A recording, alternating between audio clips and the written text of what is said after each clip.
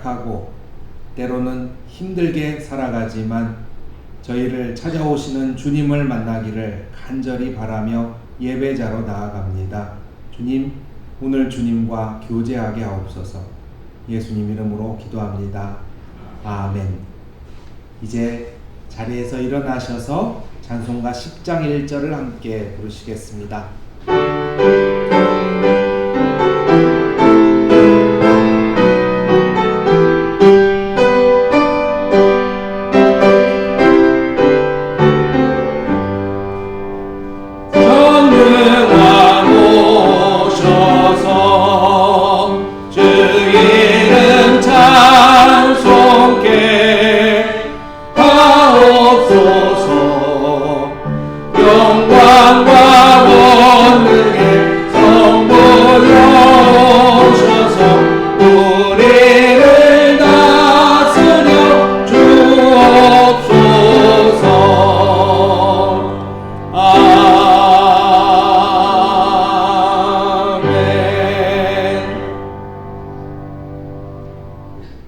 할렐루야. 주님의 이름을 송축합니다.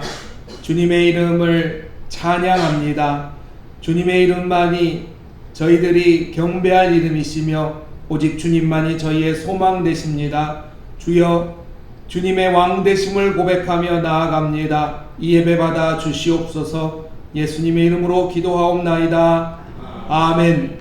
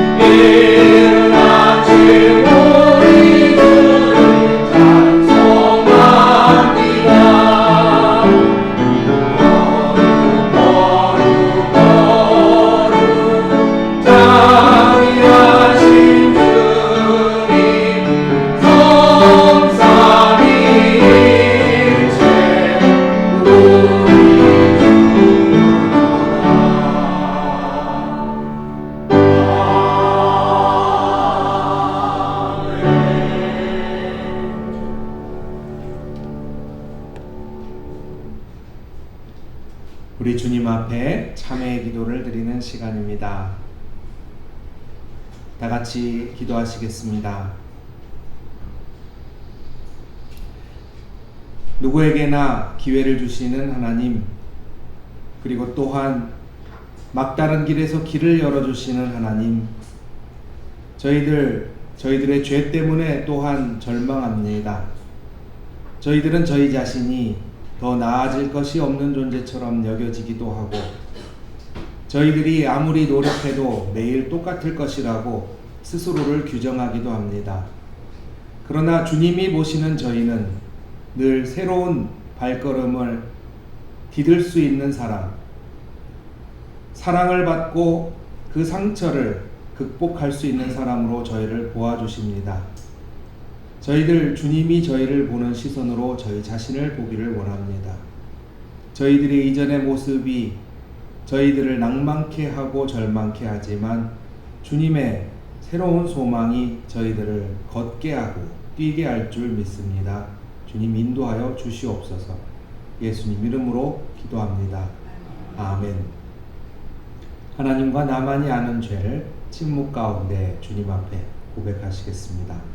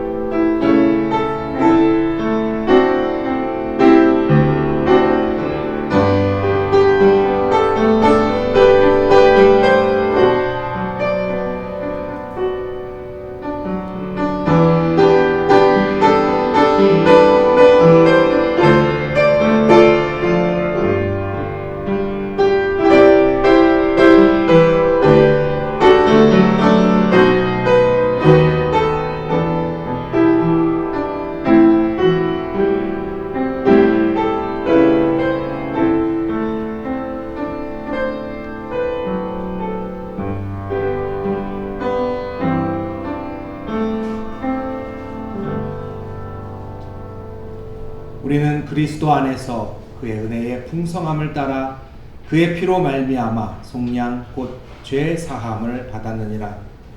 주님께서 우리에게 주시는 은혜의 말씀입니다. 우리도 주님 앞에 우리의 신앙을 고백합니다. 다 같이 사도신경으로 주님 앞에 나아가시겠습니다. 나는 전능하신 아버지 하나님 천지의 창조주를 믿습니다. 나는 그의 유일하신 아들 우리 주 예수 그리스도를 믿습니다.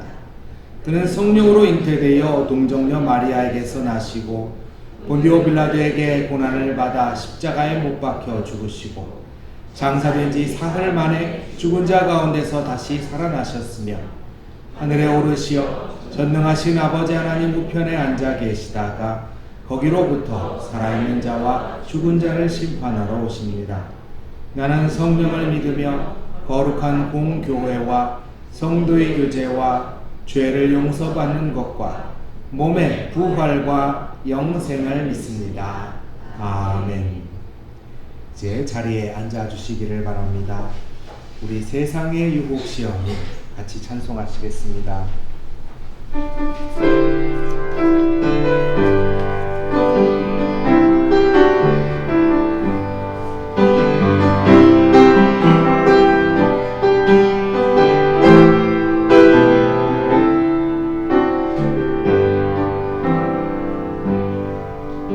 세상의 유혹시험이 내게 몰려올 때에 나의 힘으론 그것들 모두 이길 수 없네. 거대한 폭풍 가운데 위축된 나의 영혼 어디 갈까를 몰라 헤매이고 있을 때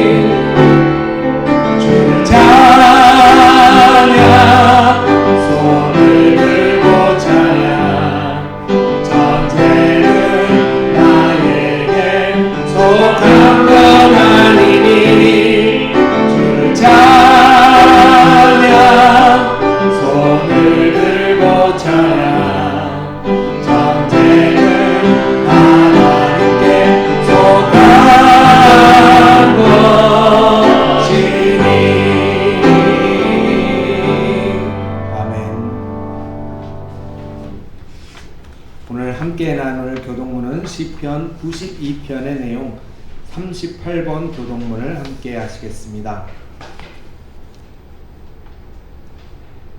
지존자여 시편금과 비파와 수금으로 여호와께 감사하며 주의 이름을 찬양하고 아침마다 주의 인자하심을 알리며 밤마다 주의 성실하심을 베품이 좋으니이다. 여호와여 주께서 행하신 일로 나를 기쁘게 하셨으니 주의 손이 행하신 일로 말미암아 내가 높이 외치리이다. 의인은 종려나무같이 번성하며 레바논의 백향목같이 성장하리로다. 이는 여호와의 집에 심겼으며 우리 하나님의 뜰 안에서 번성하리로다. 그는 늙어도 여전히 결실하며 진액이 풍족하고 빛이 청청하니 여호와의 정직하심과 나의 바위 되심과 그에게는 불의가 없음이 선포되리로다. 아멘. 찬송가 446장 함께 찬양하겠습니다.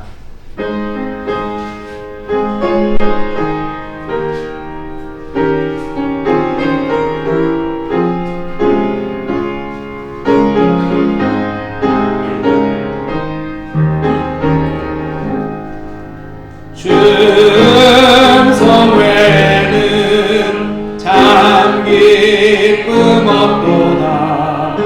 날 사랑하신 주 늘 계시옵소서. 기쁘고 기쁘도다. 항상 기쁘도다. 나 주께 왔사오니 주옵소서. 나 주께 왔으니 꼭 주시옵소서. 주 함께 계시면 큰 시험이기네. 기쁘고 기쁘도다. 항상 기쁘도다. 나 주께 왔사오니 꼭 주옵소서. 주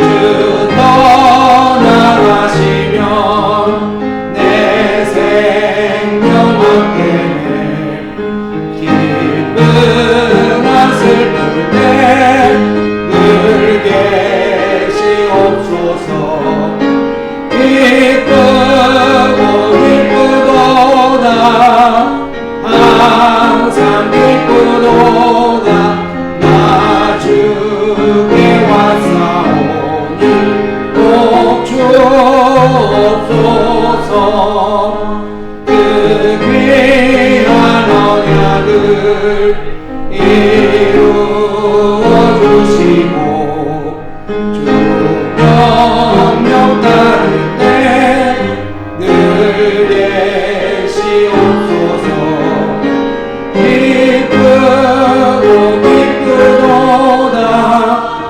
항상 기쁘도다. 나 주께 왔사오니 꼭 주옵소서.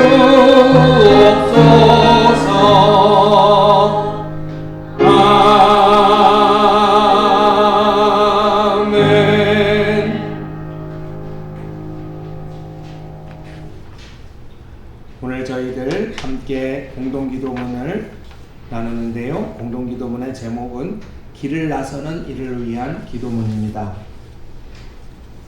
우리 한 구절 한 구절 읽으시면서 함께 기도하시겠습니다. 같이 기도하겠습니다. 주님이 그대 앞에 계셔서 그대에게 바른 길 보이시기를 바랍니다. 주님이 그대 곁에 계셔서 그대를 팔로 껴안아 지키시기를 바랍니다. 주님이 그대 뒤에 계셔서 못된 사람들의 나쁜 계획에서 그대를 보호하시기를 바랍니다. 주님이 그대 아래 계셔서 떨어지면 받아주시고 그대를 덫에서 꺼내어 주시기를 바랍니다.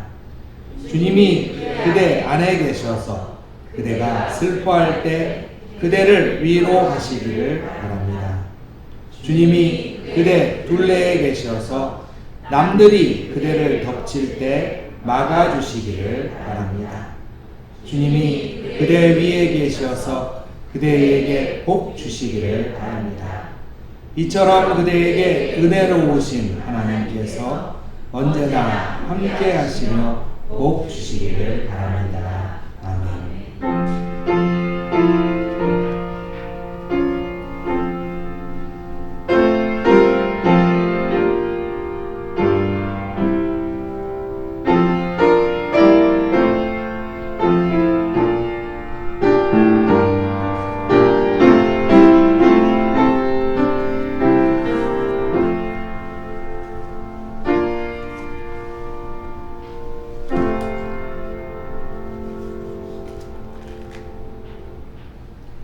오늘 함께 나누실 하나님의 말씀은 마태복음 13장 24절에서 30절, 36절에서 43절의 말씀입니다.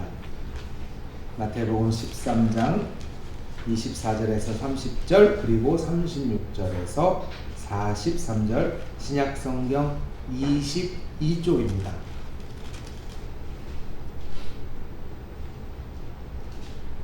예수께서 그들 앞에 또 비유를 들어 이르시되 천국은 좋은 씨를 제 밭에 뿌린 사람과 같으니 사람들이 잘 때에 그 원수가 와서 곡식 가운데 가라지를 덧뿌리고 갔더니 싹이 나고 결실할 때에 가라지도 보이거늘 집주인의 종들이 와서 말하되 주여 밭에 좋은 씨를 뿌리지 아니하였나이까 그런데 가라지가 어디서 생겼나이까 주인이 이르되 원수가 이렇게 하였구나. 종들이 말하되 그러면 우리가 가서 이것을 뽑기를 원하시나이까. 주인이 이르되 가만두라. 가라지를 뽑다가 곡식까지 뽑을까 염려하노라. 둘 다 추수 때까지 함께 자라게 두라. 추수 때에 내가 추수꾼들에게 말하기를 가라지는 먼저 거두어 불사르게 단으로 묶고 곡식은 모아 내 곡간에 넣으라 하리라. 이에 예수께서 무리를 떠나사 집에 들어가시니 제자들이 나와 이르되 밭에 가라지의 비유를 우리에게 설명하여 주소서. 대답하여 이르시되 좋은 씨를 뿌리는 이는 인자요 밭은 세상이요 좋은 씨는 천국의 아들들이요 가라지는 악한 자의 아들들이요 가라지를 뿌린 원수는 마귀요 추수 때는 세상 끝이요 추수꾼은 천사들이니 그런즉 가라지를 거두어 불에 사르는 것 같이 세상 끝에도 그러하리라. 인자가 그 천사들을 보내리니 그들이 그 나라에서 모든 넘어지게 하는 것과 또 불법을 행하는 자들을 거두어내어 풀무불에 던져 넣으리니 거기서 울며 이를 갈게 되리라. 그때 의인들은 자기 아버지 나라에서 해와 같이 빛나리라. 귀 있는 자는 들으라. 아멘. 우리 함께 같이 기도하겠습니다. 주님, 오늘 비가 많이 내립니다. 비 오는 중에 이렇게 잠잠히 앉아 예배드릴 수 있는 일을 허락하여 주시니 감사드립니다. 그러나 이 비 와중에 또한 불안하고 마음이 힘들고 또한 재난 가운데 고군분투하는 사람들을 돌보아 주소서. 저희들의 예배와 기도가 이 땅 가운데 빛이 되게 하소서. 예수님 이름으로 기도합니다. 아멘.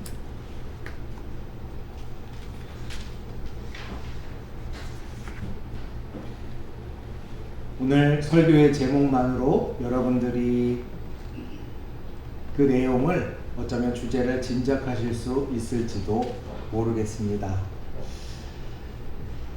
오늘 설교의 제목은 가라지의 눈으로 본 세상입니다. 가라지는 누구입니까?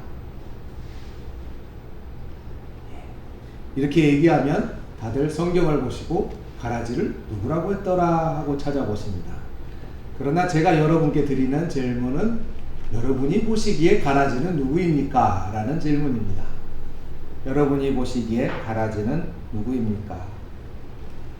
우리의 눈으로 볼 때 가라지는 누구냐고 묻는다면 다들 속으로는 떠올리는 분이 있을지도 모르겠습니다. 주일학교에서 가라지는 누구예요? 물어보니 나쁜 누구누구라고 구체적으로 이름까지 얘기합니다. 왜 가라지라고 생각하니? 저 애가 나한테 이런 나쁜 짓을 했어요. 우리가 생각하는 가라지는 어쩌면 추상적인 사람이 아니라 정말 구체적인 누군가가 있을지도 모르겠습니다. 그러니 이 가라지의 눈으로 본 세상이라는 이 제목으로 묵상을 하기 시작하면 내 눈으로 본 세상은 아니겠지 하는 생각이 들 때가 많이 있습니다. 근데 오늘 성경에서 말하는 이 이야기는 우리 교회뿐만이 아니고 이 세상을 보는 눈을 우리에게 제공합니다. 예수님에 관한 이야기를 여러분들 다 잘 평생 이제 교회에서 읽으시면서 아실 줄 압니다. 심지어 예수님의 평생은 여러분이 예배 때마다 사도신경을 같이 읽잖아요. 사도신경을 읽으시면 나는 믿습니다 라고 이렇게 내가 믿는 것들을 적어 놓는데 사도신경의 내용을 보면 예수님의 평생 일대기가 그냥 적혀 있습니다. 그러니 예수님의 평생 삶을 내가 믿습니다 라고 요약을 해도 될 만큼 사도신경에는 예수님의 그 일생이 들어가 있어요. 그래서 이제 조금 더 관심이 있는 분들은 예배 시간에 사도신경만 외우지 않고 성경을 찾아서 읽기 시작하죠. 대부분 너무나 다행인 게 이 예수님의 이야기가 신약성경 앞에 있어요.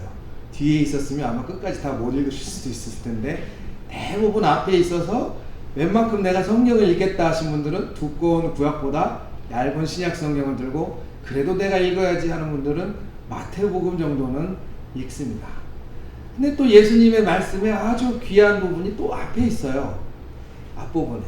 그 앞부분에 차지하는 많은 부분이 이제 마태복음 5장부터 산상수훈부터 이 13장까지에 들어있습니다.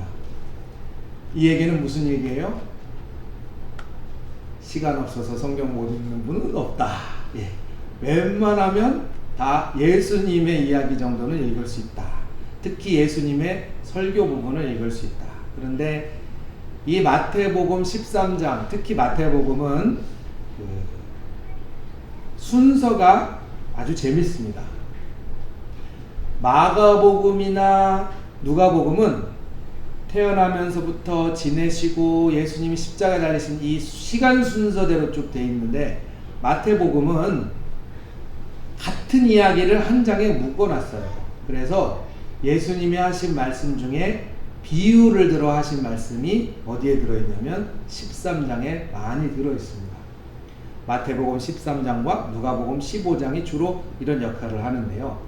이 비유가 꽉 들어가 있습니다. 그리고 예수님이 이렇게 설교로 그냥 풀어서 말씀하신 내용들은 마태복음 5, 6, 7장에 많이 들어가 있어요. 그래서 13장이라는 숫자만 딱 봐도 이게 비유구나 하는 것을 여러분이 아실 수가 있습니다.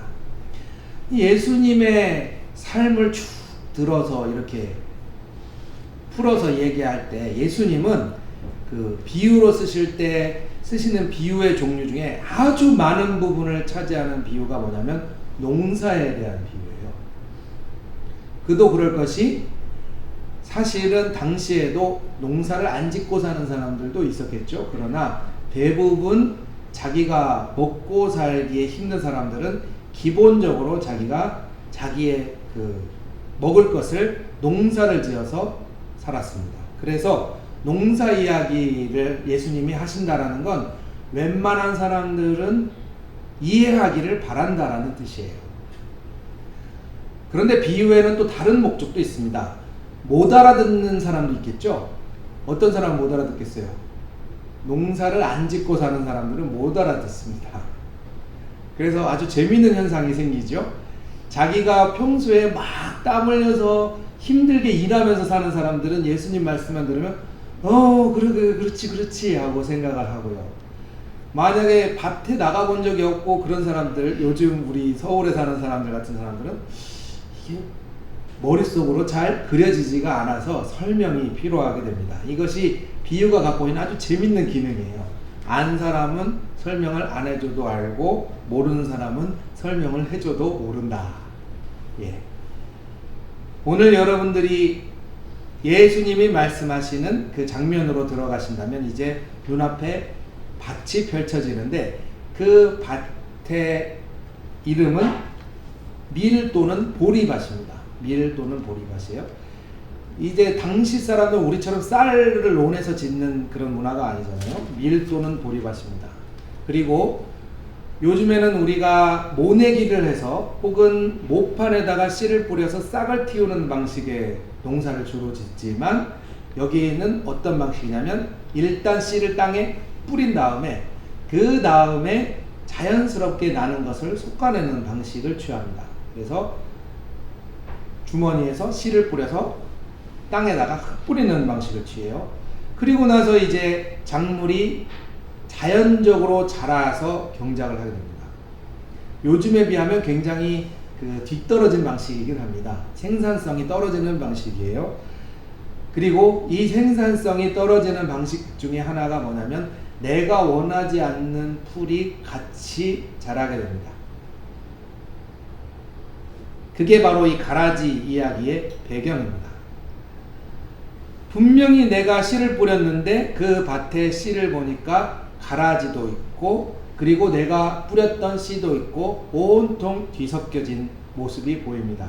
이것이 교회의 모습을 나타낸다라는 그런 연구도 있고요. 사실은 교회라는 게 별개겠습니까? 교회라는 게 이 작은 세상이죠. 세상의 축소판입니다. 은강교회도 각지에서 여기에 모이셨잖아요. 그러니까 세상의 축소판이죠. 이 세상을 가리키는 것이기도 합니다. 다들 생각하는 게 뭐냐면 뭔가 내가 생각하는 것이 뜻대로 됐으면 마음이 편해지고 좋습니다. 그것이 인간관계든 내 인생이든 말이죠. 내가 원하는 대로 뜻대로 돌아가면 참 좋고 그리고 그것에 대해서 우리가 어떤 평가를 하기도 합니다. 바르다. 잘 되었다. 훌륭하다라고 평가를 하기도 합니다. 그래서 많은 사람들이 이제 자기가 원하는 대로 일이 돌아가거나 내가 볼 때 이건 그래도 우리 애들은 내가 생각한 기준대로 잘 크고 있으면 잘 자라고 있구나. 뜻대로 되고 있구나. 혹은 내가 생각한 사업이 내가 예상한 계획대로 잘 가고 있으면 잘 되고 있구나라는 평가를 내립니다.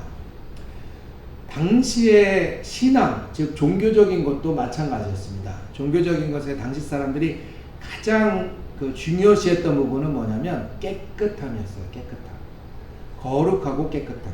당신은 왜 종교를 가지고 있습니까? 라고 물어본다면 하나님 앞에 깨끗하고 거룩하다. 그럼 그건 무엇이겠습니까? 여러분들 제가 입은 색깔, 이 옷의 색깔이 무슨 색깔입니까? 네. 유리끼리 하다고 하지 마십시오. 이 색깔은 하얀색으로 봐주세요. 자, 하얀색입니다. 그러나 조금 더 눈이 좋으신 분들은 어때요? 보입니다. 뭐가 보여요? 목사님 왜 맨날 저렇게 이렇게 균형이 안 맞고 맨날 이렇게 삐뚤어져서 이렇게 옷을 입을까?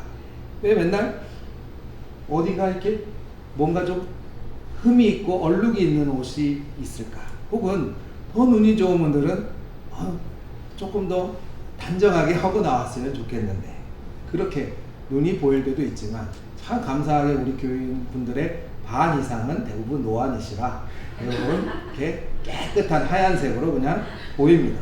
저도 돋보기를 쓰는 나이가 됐기 때문에 흠없이 하얗게 보여요. 우리가 바라는 것은 사실은 뜻대로 되고 깨끗하고 흠없고 그리고 뭔가 어긋남이 없고 착 질서 있게 쫙 맞는 것을 좋아합니다. 그런데 이렇게 대부분 사람들이 그렇죠. 근데 이런데 굉장히 당황스러운 게 있어요. 뭐냐면 예수님이 그 삶을 성경에서 이렇게 펼쳐보면 마치 깨끗하고 단정하고 질서가 맞춰진 곳에 일부러 그거를 헛그러뜨리려는 그런 모습이 보인다는 거예요. 그 예 중에 하나가 뭐냐면 밥을 먹을 때 손을 씻는 것은 어쩌면 위생상으로 너무나 당연한 것이고 당시에는 식사를 할 때 반드시 손을 씻게 돼 있었는데 예수님과 예수님 제자들은 손을 씻지 않았습니다. 어떻게 보면은 내가 좋은 사람들하고 어울리고 그리고 행실이 좀 바른 사람들하고 어울리고 우리가 논어에도 보면 금묵자학이라는 말이 있잖아요. 내가 먹에 가까이 가면 검어진다 라는 말이 있잖아요. 그러니까 그런 것처럼 내가 좀 깨끗한 사람들, 단정한 사람들하고 어울리면 내 행실도 삶도 바르게 될 것 같아서 그렇게 어울리고 싶은데 예수님은 소위 말하는 검은, 여기서 검은이라는 굉장히 편견을 갖고 있는 단어처럼 들리지만 죄인이라고 불리는 사람들하고 같이 계셨어요. 이게 그래 예수님은 다 품어주시지 하고 보시면은 또 납득이 되시지만 너무 다들 착하시지만 그러나 이렇게 생각해 보십시다. 나란 말이죠. 그게 나라고 한번 생각해 보세요. 예수님이 아니고 나다. 나라면 내가 맨날 죄인들하고 어울리는 것보다는 그래도 행실이 바르고 가정도 번듯하고 사회적으로 존경받는 사람들하고 같이 있어야 나의 어떤 레벨도 올라가는 것 같고 윤리적으로도 혹은 우리 자녀들도 조금 더 그런 애들하고 어울려야 공부도 잘하고 도덕적으로도 좀 괜찮아질 것 같잖아요. 이게 사실은 인지상정 아닙니까? 그런데 예수님이 그런 것에 대해서 지키질 않으세요. 문제는. 그래서 오늘 이 가라지 이야기를 들을 때 아 그래 그러면은 우리는 참 깨끗한 세상을 원하는데 우리는 깨끗하고 뭔가 좀 바르게 됐으면 좋겠고 하나님이 이 땅을 다스리시는데 좀 좋게 됐으면 좋겠는데 그런데 뭐가 이렇게 내가 사는 세상은 복잡하고 힘들고 또 우리가 가라지라 그럴 때 어떨 때는 사람이 확 떠오르기도 할 만큼 열받는 일도 많고 속상한 일도 많을까? 이게 바로 이 가라지 비유를 읽을 때 우리의 마음입니다. 그때 질문하게 되죠. 주님, 하나님이 진짜 힘이 있고 좋다면 그리고 주님이 정말 힘이 있는 분이라면 뭐 멀리까지 안 바래요. 적어도 내 인생에서 어느 정도는 납득이 되게 인생이 풀려져야 될 거 아닙니까? 근데 어딜 가나 회사를 가나 학교에 가나 교회 가나 뭔가 안 맞는 게 이렇게 등장하는 거예요. 신문을 펴봐도 이게 뭐냐.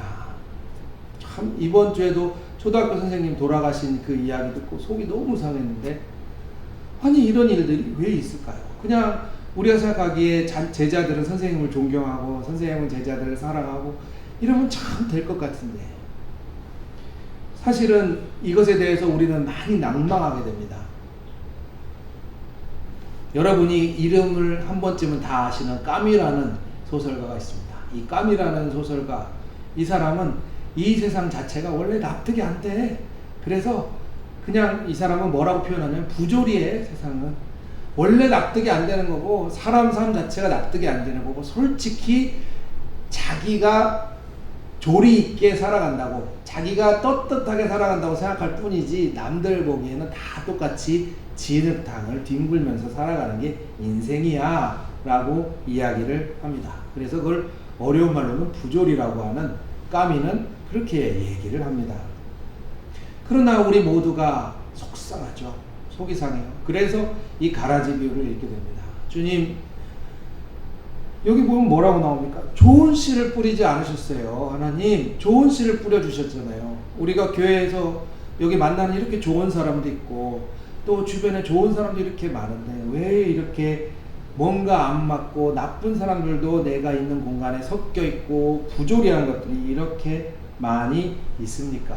왜 그게 눈에 보입니까? 이와 비슷한 질문을 지금 그 교황인 프란체스코 교황이 신문기자에게 비슷한 질문을 받은 적이 있어요.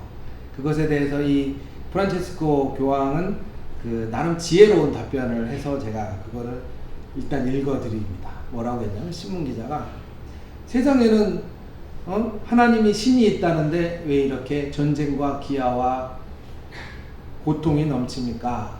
라고 얘기를 하자 프란체스코가 저는 잘 모르겠지만 적어도 무기를 만들고 사람들을 굶주리게 하고 그리고 그 사람들을 고통받게 하는 것은 저희들인 것은 확실합니다. 이렇게 얘기를 합니다. 그 지혜로운 답변이에요. 신이 있다면 왜 이렇게 부조리한가? 라고 얘기했을 때 적어도 우리가 그것에 대해서 책임져야 될 일이 있다고 생각한다라는 답변이겠죠.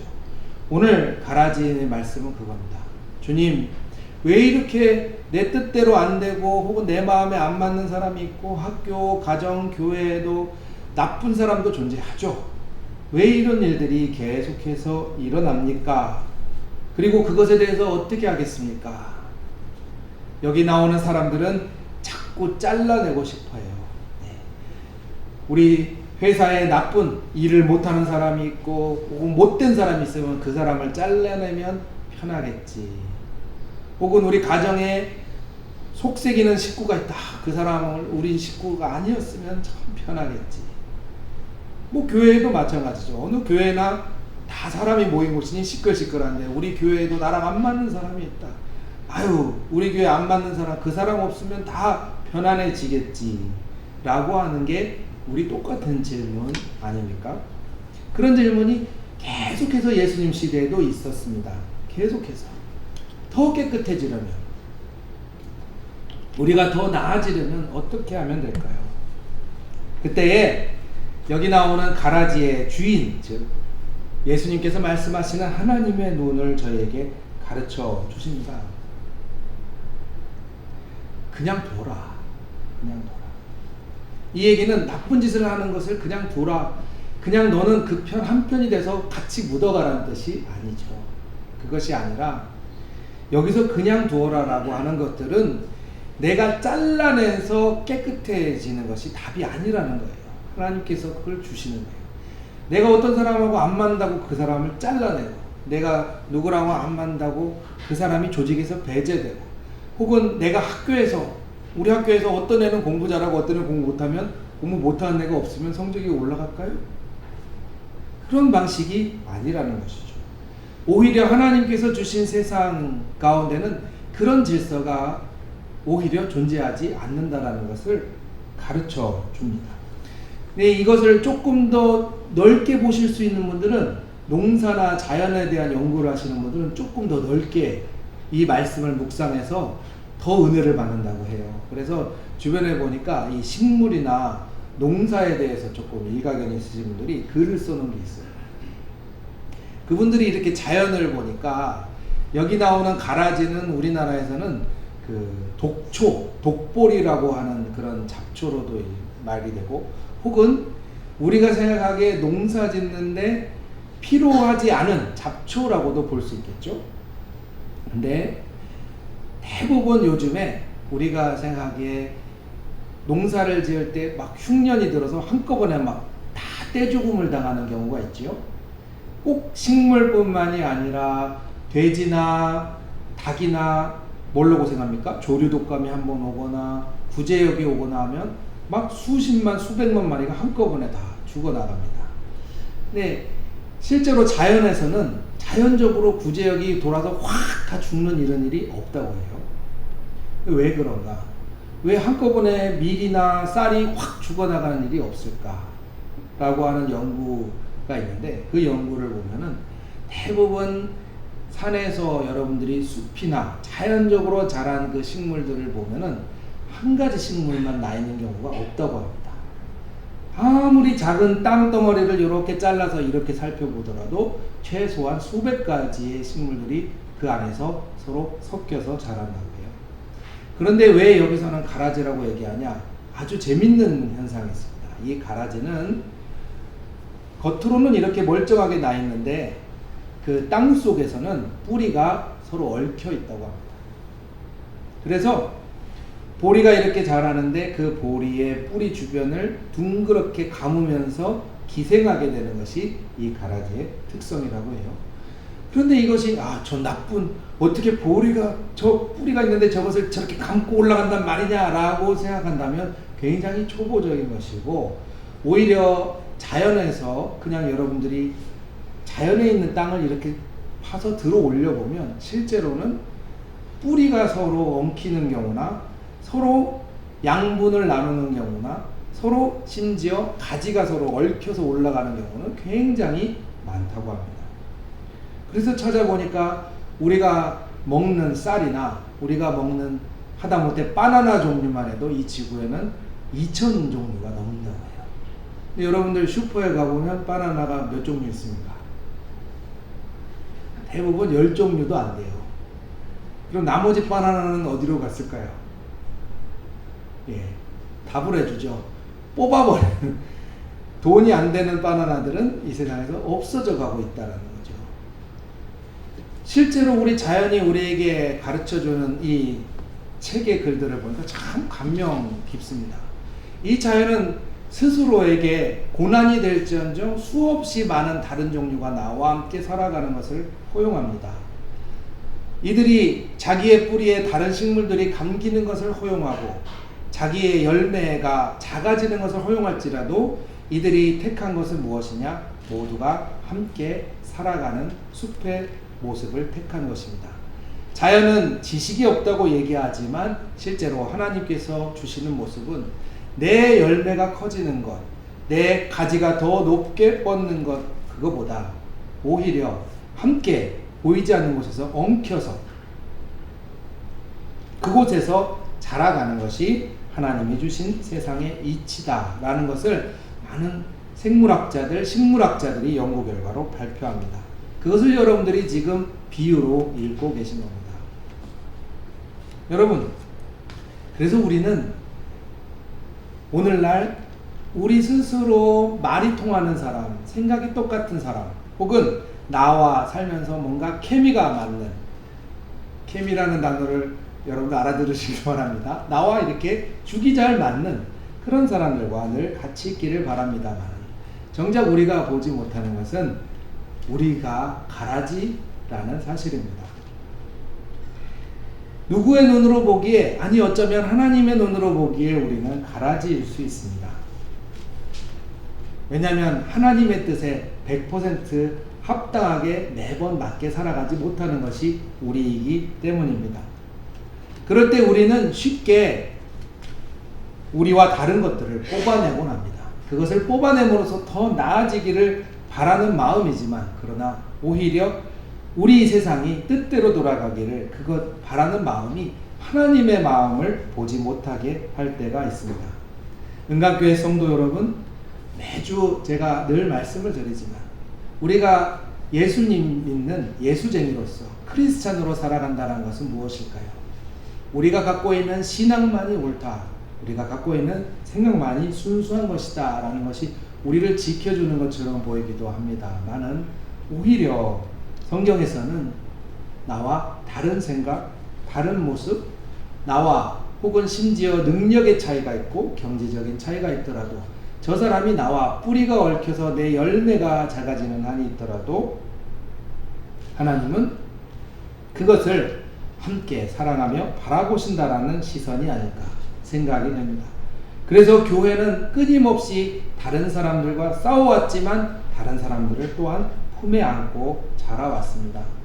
여러분이 살아가는 학교와 가정이 하나님 나라라고 한다면 그곳에는 정말 바른 생각만 가진 사람이 사는 것이 아니라 여러분과 뿌리가 얽혀서 때론 여러분의 열매를 작게 하는 그 사람이 함께 살아갈 수 있는 것이 하나님 나라의 가치 아니겠습니까? 오늘 여러분들과 함께 있는 분들은 모두 같은 신앙을 가졌지만 당장 내일 월요일부터 만나는 분들은 여러분과 종교도 다르고 생각도 다르고 가치관도 다르고 습관도 다른 사람들입니다. 그 속에서 우리는 물어볼 수 있겠죠. 하나님 왜 이런 사람들을 내 곁에 두었을까요? 다 똑같이 믿는 사람, 다 똑같이 나랑 비슷한 사람만 두면 얼마나 좋을까요? 그때 하나님께서 주시는 말씀을 딱 4가지로 우리에게 가르쳐주는 것은 길게 봐라, 여유롭게 봐라, 하나님께서 주시는 시선으로 너의 밭을 넓게 봐라 라는 말씀이겠습니다. 여러분과 함께 만나는 사람들을 오늘은 축복하고자 합니다. 그 사람들이 여러분의 속을 새길 수도 있어요. 그런데 또한 여러분도 그 사람의 속을 새길 수 있습니다. 한 주가 이제 시작됩니다. 그 어우러지는 밭에서 여러분들 여유롭게 보면서 거기서 또한 은혜 받으시기를 축원합니다. 같이 기도하겠습니다. 하나님, 우리가 보기에 더 나쁜 사람도 있고 더 가난한 사람도 있고 우리보다 공부를 못하고 더 착하지 않은 친구도 있습니다.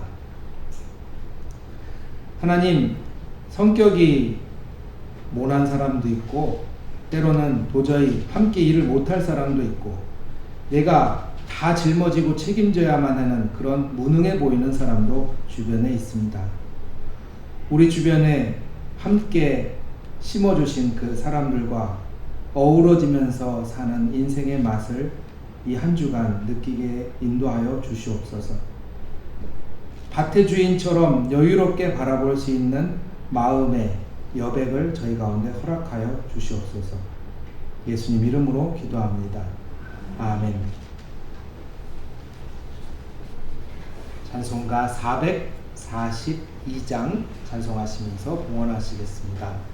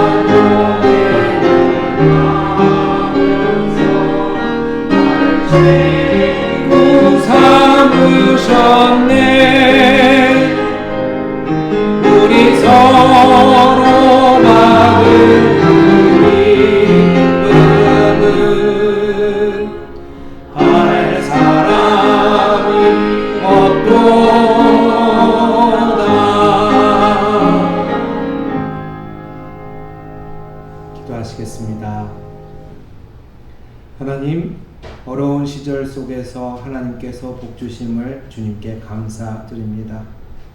저희들의 됨됨이와 저희들의 모자람 그것과는 상관없이 주님께서 건강하게 한 주간 지내시게 해주시고, 또한 주님께서 저희들이 하는 일과 그것과는 상관없이 저희들 함께 사랑하며 오늘을 살아가게 해주심을 감사드립니다. 주님, 저희들에게 허락된 시간과 인간관계, 그리고 저희들이 열심히 살아가야 하는 일터와 가정, 그리고 때로는 저희들이 힘들여 건사해야 하는 저희들의 이 몸뚱아리 하나까지도 돌아보면 하나님께 복을 받은 것이요, 저희들이 주님께 기회를 받은 것임을 기억합니다. 때로는 저희들이 이것 때문에 걱정하고 속상해하지만, 그러나 오히려 하나님께서 주신 기회와 저희들이 하나님께서 주신 내일이 있기에 오늘 또 다시 일어나 주님 앞에 걸어 나갑니다. 우리 은강교회 성도들, 오늘을 축복으로 받은 사람들, 내일도 축복으로 알고 주님께 미리 감사드리오니, 주님, 우리 마음속에 주님이 주시는 은혜가, 친구 되신 주님이 거닐어 주시는 그 놀라운 마음의 축복이 함께하게 인도하여 주시옵소서. 예수님 이름으로 기도합니다. 아멘.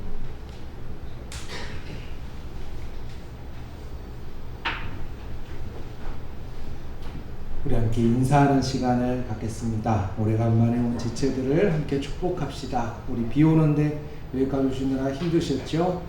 우리 같이 축복합시다. 건강하시고 한 주간 기쁘게 살아가시고 승리하시기를 바랍니다.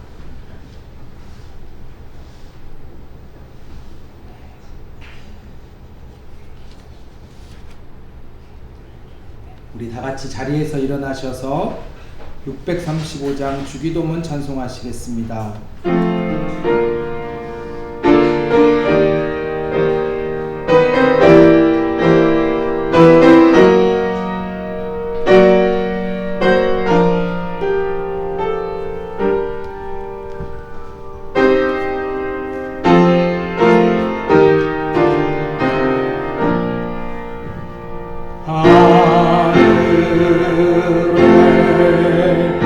계신 아버지 이름 거룩하사